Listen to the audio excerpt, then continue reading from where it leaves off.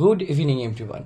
আজকে আমরা পড়ব চলন, movement of substances, movement of animals, movement of plants, that is known as the চলন। ওকে, আমরা সেই চলন সম্পর্কেই আজকে পড়ব। তো চলন কি?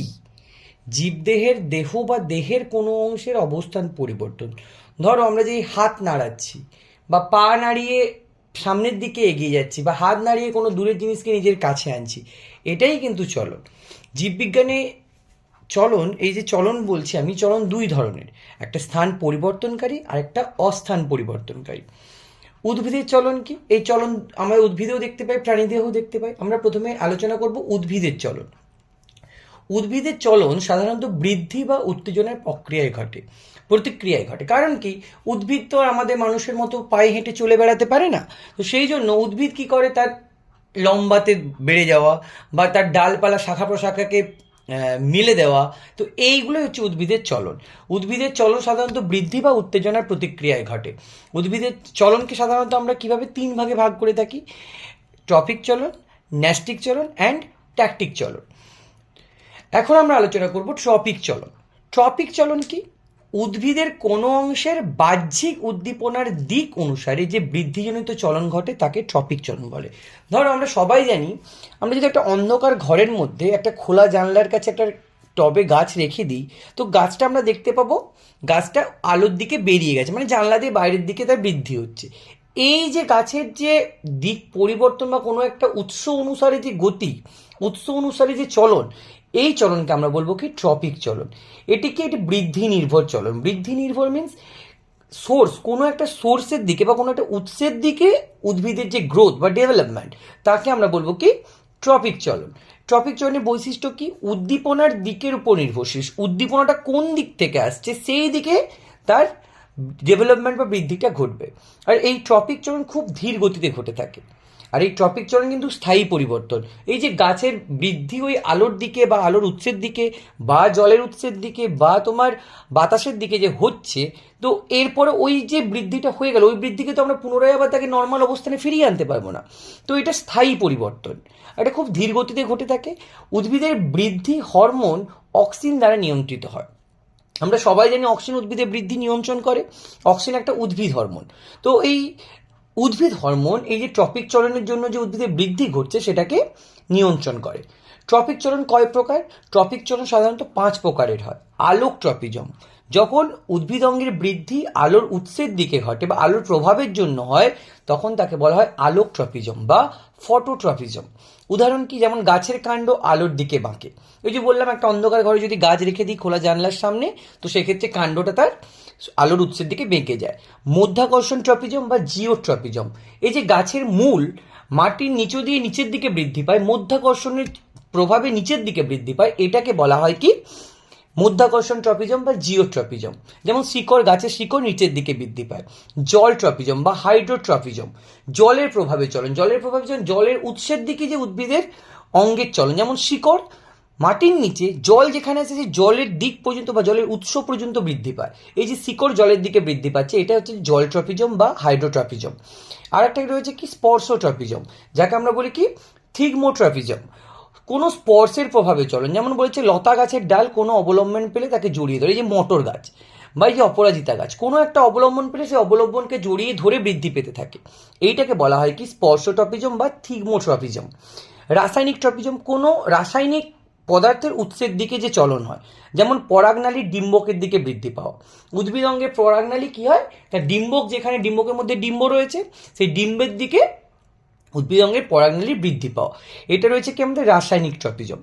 এরপর রয়েছে কি ট্রপিজম বা এই যে ট্রপিক চলন, তার ইতিবাচক আর নেতিবাচক দিক কি? ইতিবাচক দিক, that means positive positive things কি, উদ্দীপনার দিকে বৃদ্ধি, কোনো একটা সোর্স বা উদ্দীপনা পেয়েছে সেই দিকে বৃদ্ধি পাচ্ছে।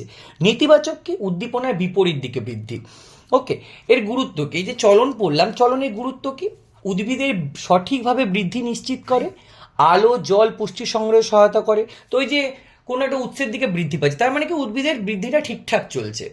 আলো জল পুষ্টি সংগ্রহে সাহায্য করে, তার মানে কি কোনো একটা উৎসের দিকে যে চলে যাচ্ছে বা যে মুভমেন্ট বা এর অঙ্গের চলন যে ঘটছে, সেইটা তার থেকে কি সে তার নিজের পুষ্টি সংগ্রহ করার জন্য সেগুলো সেই দিকে বৃদ্ধি পাচ্ছে। প্রজননে ভূমিকা পালন করছে, যেখানে তার ডিম্বকের সোর্স পাচ্ছে সেদিকে পরাগনালী বৃদ্ধি পাচ্ছে, তার মানে কি প্রজননের জন্য সে ওইভাবে বৃদ্ধি পাচ্ছে। এরপরে রয়েছে কি ন্যাস্টিক চলন। উদ্ভিদের কোনো অংশের চলন যখন বাহ্যিক উদ্দীপনার প্রভাবে ঘটে কিন্তু উদ্দীপনার দিকের উপর নির্ভর করে না, তাকে ন্যাস্টিক চলন বলে। এটি সাধারণত কিসের জন্য হয়? টার্গর প্রেশার বা কোষের জলীয় পরিবর্তনের কারণে ঘটে থাকে। আচ্ছা, এই ন্যাস্টিক চলন কি বলেছে? উদ্দীপনার দিকের উপর নির্ভরশীল নয়। ধরো ওই যে লজ্জাপতি গাছ আমরা স্পর্শ করা মাত্রই পাতাগুলো বন্ধ হয়ে যায়, কিন্তু কখনো কি আমরা যেখান থেকে যে সোর্স, মানে আমার যে হাতে স্পর্শ করার পর যে পাতাগুলো গুটিয়ে যাচ্ছে, সে হাতের দিকে কি ও গুটিয়ে যায় না, ও জাস্ট গুটিয়ে যায়, বন্ধ হয়ে যায়। ওকে, আর এই ন্যাস্টিক চলন খুব দ্রুত ঘটে, এটা সাধারণত অস্থায়ী, কারণ এই পাতা যে বন্ধ হলো কিছুক্ষণ পরে পাতা আবার খুলে যায়। ওকে, আর এটা বৃদ্ধি নির্ভর নয়, কখনোই এটা ডিপেন্ড করে না যে কতটা পরিমাণে বৃদ্ধি পাচ্ছে বা সোর্স কতটা হচ্ছে। ওকে, এই ন্যাস্টিক চলন সাধারণত 4 ধরনের হয়। ফটোন্যাস্টি যখন আলোর তীব্রতার জন্য হয় তখন তাকে বলা হয় ফটোন্যাস্টি। থিগমোন্যাস্টি যখন স্পর্শের প্রভাবে চলন হয়, যেমন লজ্জাপতি গাছ। থার্মোন্যাস্টি যখন তাপমাত্রার প্রভাবে চলন হয়। নিকটিন্যাস্টি যখন দিন রাত্রির পরিবর্তন, কতটা দিন কতটা রাত্রি তার পরিবর্তনের উপর নির্ভর করে যখন হচ্ছে ন্যাস্টিক চলন হয় তখন তাকে বলা হয় নিকটিন্যাস্টি চলন। ওকে, এরপরে যাবো কি গুরুত্ব। ন্যাস্টিক চলনের গুরুত্ব কি? উদ্ভিদকে পরিবেশের সাথে মানিয়ে নিতে সাহায্য করে, উদ্ভিদকে সুরক্ষা প্রদান করে, প্রজনন আর পরাগায়নে সাহায্য করে। সুরক্ষা প্রদান করে কি? এই যে স্পর্শ করার সঙ্গে সঙ্গে পাতাটা বন্ধ হয়ে যাচ্ছে, তার মানে কি ও ভাবলো এই স্পর্শের সাথে আমার কোনো বিপদ আসতে পারে, সেই জন্য পাতাটাকে বন্ধ করে দিচ্ছে। কোনো একটা আলোক উদ্দীপনা হতে পারে, তাপ উদ্দীপনা হতে পারে, স্পর্শ উদ্দীপনা হতে পারে, সেই উদ্দীপনার জন্য কি করছে? সঙ্গে সঙ্গে বন্ধ করে নিচ্ছে, তার মানে ওই উদ্দীপনার সাথে সে নিজেকে মানিয়ে নিয়েছে। প্রজনন আর পরাগায়নে সাহায্য করে। এরপরে রয়েছে কি ট্যাকটিক চলন। ট্যাকটিক চলন কি বলছে? কোনো চলনশীল জীব বা কোষ বাহ্যিক উদ্দীপনার দিক অনুসারে যে চলন হয় তাকে বলা হয় ট্যাকটিক চলন। এই যে সাধারণত এককোষী জীব বা গ্যামেটে দেখা যায়। বাহ্যিক উদ্দীপনা কী কী হতে পারে? আলো, রাসায়নিক পদার্থ, তাপ ইত্যাদি। ওকে, তো উদ্দীপনার দিকের উপর নির্ভর করে দ্রুত ঘটে। সম্পূর্ণ দেহ বা কোষের স্থান পরিবর্তন হয়, সাধারণত ফ্লাজেলা বা সিলিয়ার সাহায্যে ঘটে থাকে। ট্যাকটিক চলন কি বলছে? ফটোট্যাক্সিস। ফটোট্যাক্সিস কি? আলোর প্রভাবে যে চলন হয়, ইউগ্লিনা আলোর দিকে সরে যায়। কেমোট্যাক্সিস রাসায়নিক পদার্থের দিকে সরে যায়, যেমন শুক্রাণু ডিম্বাণুর দিকে অগ্রসর হয়। থার্মোট্যাক্সিস তাপমাত্রার প্রভাবে চলন। হাইড্রোট্যাক্সিক জলের প্রভাবে চলন। এগুলো সমস্ত কি ট্যাকটিক চলনের উদাহরণ। ওকে, এরপরে হচ্ছে এই ট্যাকটিক চলনের ইতিবাচক আর নেতিবাচক কি? ইতিবাচক দিক বলছে উদ্দীপনার দিকে চলন হয়, আর নেতিবাচক বলেছে কি উদ্দীপনার বিপরীত দিকে চলন হয়। প্রাণীর চলন কি? এই যে প্রাণীরা হাঁটা চলা করে, ঘুরে বেড়ায়, সেইটাই প্রাণীর চলন। প্রাণীরা পেশি আর কঙ্কাল ব্যবস্থার সাহায্যে চলন সম্পন্ন করে। প্রাণীর চলনের উদাহরণ কি কি? এই যেমন হাঁটছে, দৌড়চ্ছে, খাচ্ছে, উড়ছে, সাঁতার কাটছে, এইগুলো সমস্ত প্রাণীর চলনের উদাহরণ। প্রাণীর চলনের প্রধান ভূমিকা কে পালন করে? পেশি। পেশি সংকোচন আর প্রসারণের মাধ্যমে প্রাণীর চলন ঘটিয়ে থাকে।